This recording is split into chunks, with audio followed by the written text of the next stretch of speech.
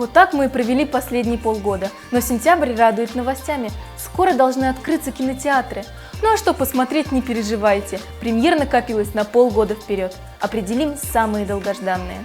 «Миньоны. Гравитация» – очередной мультфильм про маленьких желтых существ, служащих суперзлодею Грю. Первые «Миньоны» вышли в 2015 году и явно полюбились всем. Второй фильм про желтых ребят явно ждал не меньший успех, но из-за пандемии коронавируса французские аниматоры, работавшие над картиной в Париже, были вынуждены прекратить работу. Мультик должен был выйти 3 июля 2020 года, но новая дата выхода пока неизвестна.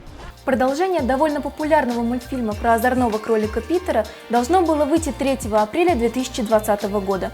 Если честно, мы с коллегами очень ждали этого события, но оно отложилось аж до 15 января 2021 года.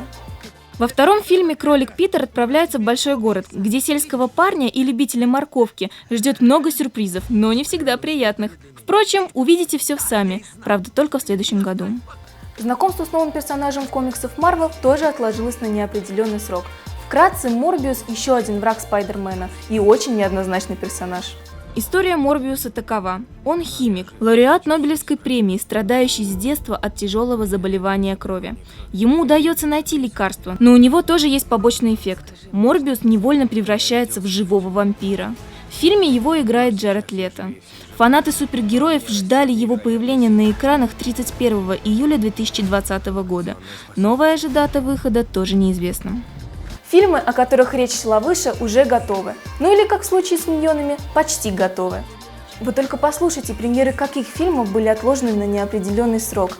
«Аватар» 2 и 3 части, «Матрица 4», «Веном» 2 часть, «Русалочка», «Бэтмен».